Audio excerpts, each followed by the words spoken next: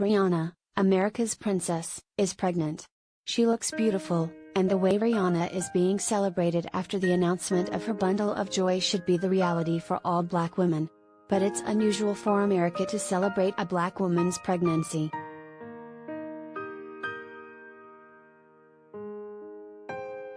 I can't help but grapple with a disheartening reality that Malcom X talked about.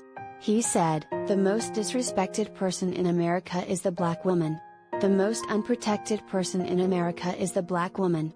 The most neglected person in America is the black woman."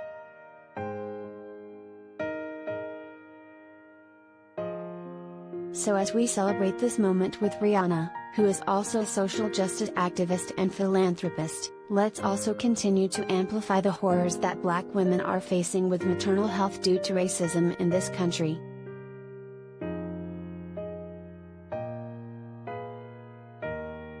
As a new mother myself, being pregnant and giving birth in the height of the pandemic and social unrest was the most challenging moment of my lifetime.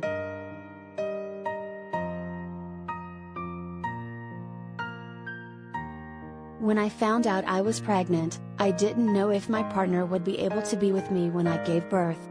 I didn't know if I would have someone who could advocate for my needs. Being able to have a loved one in the room has been a matter of life or death for black women, due to institutional racism and unconscious biases that center neglectful practices.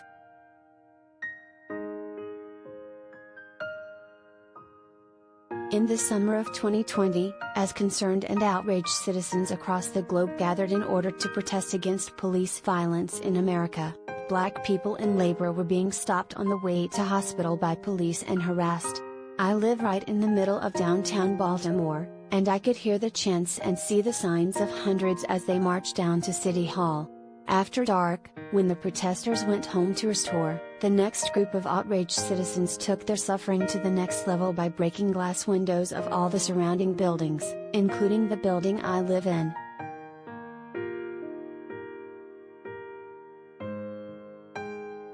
As my due date to give birth was approaching, I had to sit with the fear of all the possible outcomes. I didn't know if I'd be able to get to the hospital. I didn't know if I would live through the birth. I didn't know if I would be leaving with a baby girl in my arms.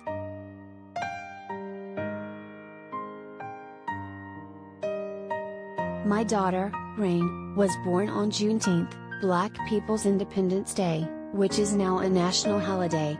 It wasn't at the time. Juneteenth is the day we commemorate emancipation from slavery.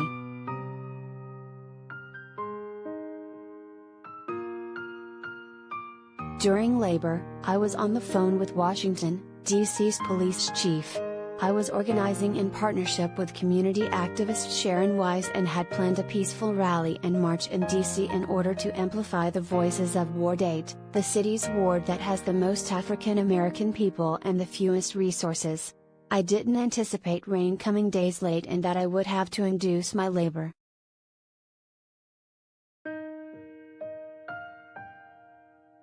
In order to ensure that the rally and march persisted and that my people would be safe and not harassed by police, we took the approach of working with the department and including them in the process.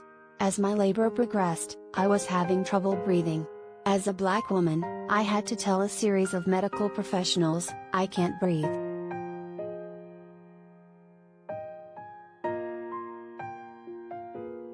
The echoes of the phrase in that moment were not lost on me. They gave me oxygen. Then the next nurse on shift would tell me I didn't need it, and removed my oxygen mask. While pushing out Rain, I nearly fainted. If it had been one more push, I would have passed out.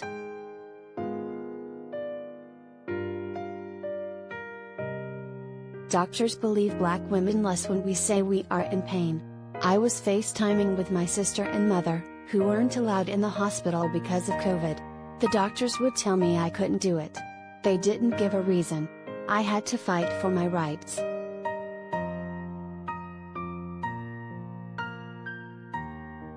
They tried to pressure me to have a C-section even though I didn't need one. The higher percentage of black women who undergo C-sections compared to white women is one thing. I was experiencing the reality of medical racism. Again, I had to advocate for myself.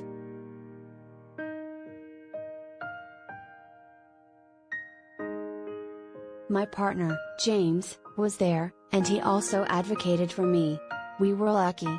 It was a shocking reality check. When you are black, your status, your wealth doesn't matter.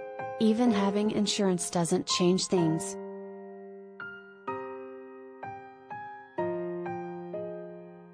There's not an argument about it at this point. America doesn't value the black woman's body on equal terms. America doesn't value the fruit of our bodies, our black children, on equal terms.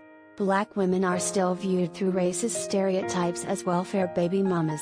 Meanwhile, we are 3 times likelier than white women to die from pregnancy.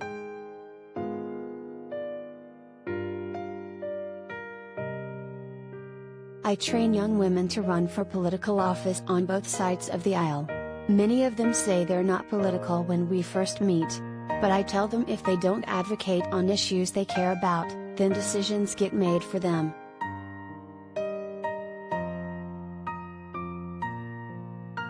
When it comes to reproductive justice, we need more women to get elected.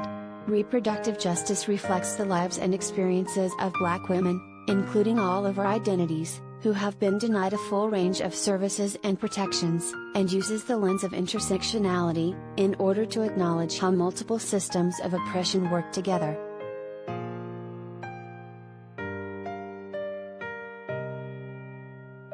Congress, at a minimum, still hasn't passed paid family leave into law.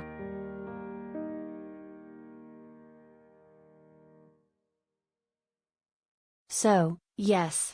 It is fantastic news that Rihanna is pregnant. We should celebrate it. And we should use symbolism to guide our actions, but not as a measure of achievement. It's time we make the experience of all black pregnancies an opportunity for celebration.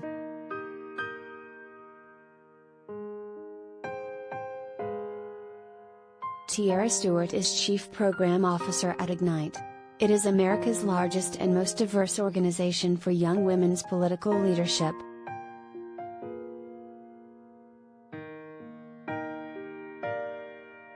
Do you have a compelling personal story you'd like to see published on HuffPost?